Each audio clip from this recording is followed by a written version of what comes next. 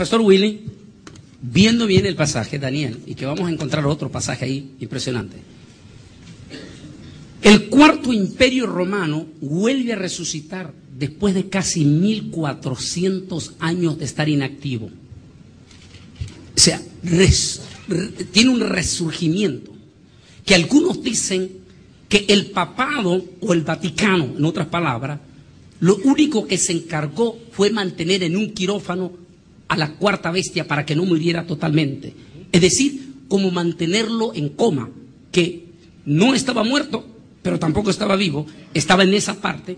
Y entonces dicen que el Vaticano lo único que se encargó es mantenerlo ahí en coma, hasta que llegase el momento que el gran monstruo, la gran bestia, despertase de su letargo, de su gran tiempo de coma, casi 1400 años.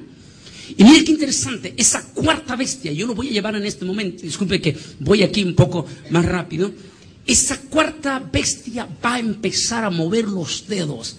Imagínense, aquí está el doctor Pérez y su esposa, son doctores, y él que ha sido cirujano y tantas veces recuerda aquí de eso.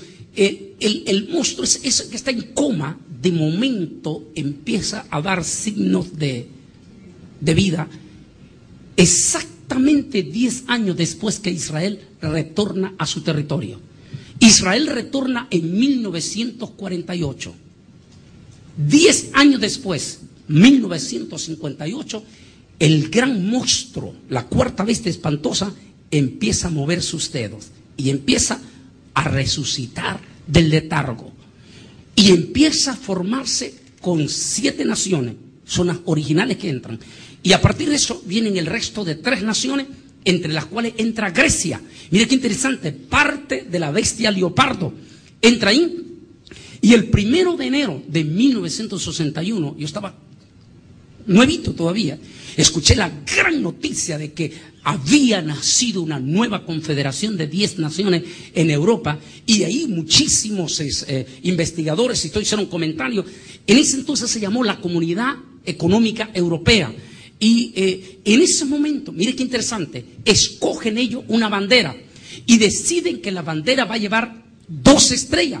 Y es muy interesante porque la Unión Europea no se compone de 12 naciones, sino que se compone en la actualidad de 25 naciones, más las que están por entrar. Entonces, ¿por qué 12? Y yo analizando, entré a investigar por qué 12. Porque ellos están preparando un gobierno desde el Imperio Romano, el gobierno de orden mundial.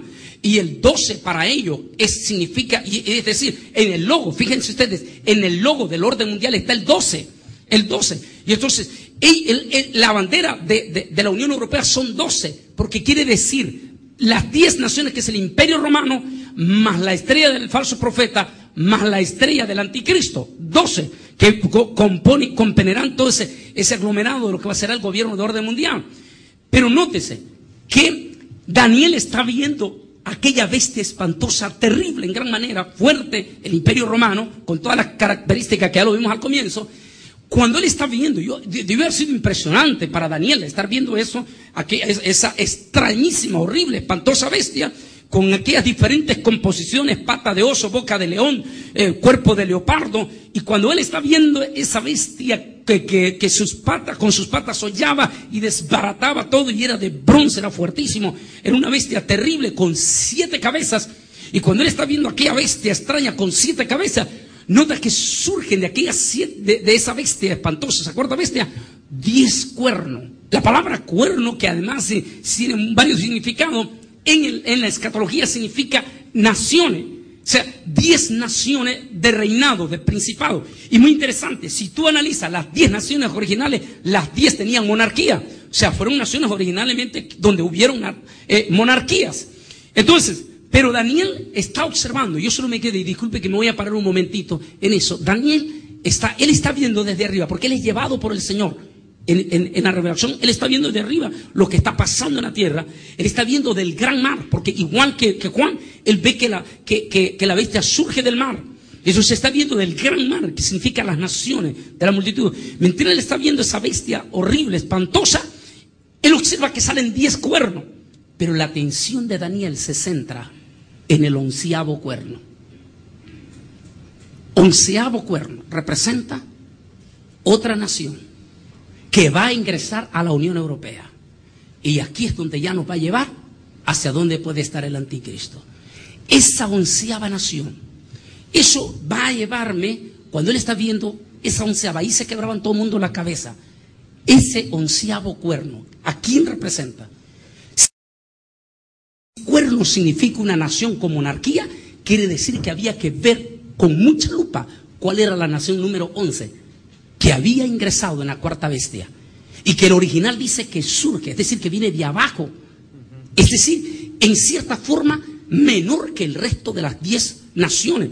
Que dicho sea de paso, estas 10 naciones son riquísimas desde su comienzo. Eminentemente rica comparada a esa 11ª nación que vamos a ver. Entonces, sin embargo, nadie pegaba y andaban por ahí, hasta yo mismo andaba buscando, ya como investigador, muy joven todavía ahí, andaba buscando y no pegaba.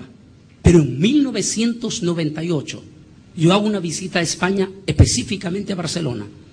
Y cuando yo llego a Barcelona, siento un choque horrible, pero horrible en mi corazón, que nunca lo había sentido en ninguna otra nación. Y esto que había viajado a muchísimas naciones como asesor de Naciones Unidas. Pero cuando llego a este país, siento una presión como nunca antes. Y solamente solo otro país había sentido eso, pero a la inversa. Era Israel, pero a la inversa. En Israel, cuando uno llega y pisa Israel, uno siente algo pero lindo, precioso, algo como que sin algún tiempo uno vivió ahí, que es su casa, que uno ha regresado. Eso es lo que uno siente. Eso fue mi experiencia cuando yo llegué por primera vez a Israel. Sentí algo como que había regresado a mi casa. Una felicidad que no se puede explicar.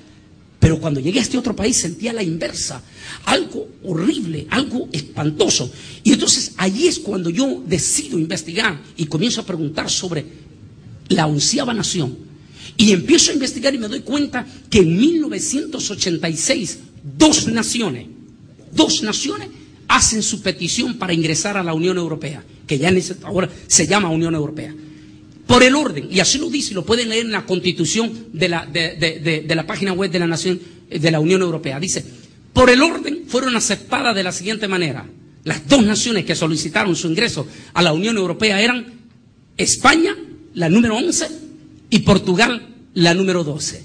Por el orden, fueron aceptadas en esa manera. Entonces, ahí, inmediatamente, pongo los ojos, me doy cuenta que la número 12 no tiene monarquía, pero que la número 11 tiene monarquía. Empiezo a descubrir que la número 11 tiene una monarquía de prestigio mundial y que es la monarquía intocable. Y no solamente intocable, es una monarquía no protestante, sino católica. Eso quiere decir que goza del beneplácito del Vaticano. Y la peor, la más grande sospecha todavía llega a caer, que es cuando entro, estamos hablando 98, cuando entro a una investigación fuerte sobre esto. Lo más fuerte es cuando estoy invitado a la casa del líder de la comunidad judía de España, y llego a su oficina, el presidente de la comunidad española, y cuando estoy sentado en él, tiene un enorme póster, pero grande, gigante, en su oficina, de El Príncipe. Y entonces a mí me sorprende, y yo le dije, oye, si entre los judíos es bastante delicado tener fotos de alguien, para ellos lo consideran sumamente delicado, como algo de idolatría y todo. Entonces yo le pregunto, hey, pero ¿qué pasó? ¿Por qué tenés a este señor ahí? Y entonces él me dijo, y es que tú no has investigado todavía. Y dije, ¿qué? Y dijo, para nosotros los reyes de España representan algo muy grande para nosotros los judíos. ¿No has investigado todavía? Y más el príncipe, porque este príncipe no solamente es el más grande intelectual del mundo, sino que es un hombre que se identifica con nosotros. Y ahí empieza una investigación. Veamos el pasaje 8, mira lo que dice. Mientras yo contemplaba los cuernos, otro cuerno pequeño, es decir, un 11º cuerno, salió de entre ellos. ¿Quién era España? Miguel, tú lo sabes, tú has vivido. ¿Quién era España en la década de los 80? ¿Y quién es España en 2007? En la década del 90, 98, los españoles eran conocidos en Inglaterra, en Francia y todo, como los cocineros, los que lavaban los platos, los pelapollos. Pero hoy ha cambiado esa historia. La realidad es que España, no voy a hablar ahora de la época moderna, es decir, de la época previa o posterior, mejor dicho, a la Edad Media, que fue el gran imperio español y todo eso. Dejando aparte esa situación, que fue gracias al oro del Nuevo Mundo, por cierto, y en eso los españoles, pues yo tengo como español que pedir mucho perdón y arrepentirme mucho en el nombre de todos aquellos que hicieron semejantes barbaridades.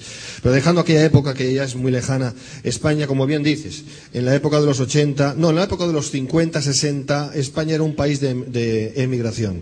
Todo el mundo emigraba, no todo el mundo porque si no, no hubiéramos quedado en españoles, pero la inmensa mayoría, una gran inmensa mayoría de españoles emigraban para Alemania, emigraban para el Nuevo Mundo, emigraban para todas partes, de ahí el asunto de los gallegos, ¿verdad? Porque era un país absolutamente pobre. En los 50 fue pobre, en los 60 fue pobre a causa de la guerra civil y de la posguerra, en la época de Franco, del dictador. En los 70 fue pobre, en los 80 empezó a levantar la cabeza, en los 90 un poquito más, y ahora, curiosamente, a partir del año 2000 hacia aquí, España, justamente como estamos viendo, está elevándose y se está elevando como nación en medio de esas 10 naciones, en medio de lo que es la Comunidad Europea, de una manera que muchos piensan que es un milagro, claro, es un milagro entre comillas, ¿no?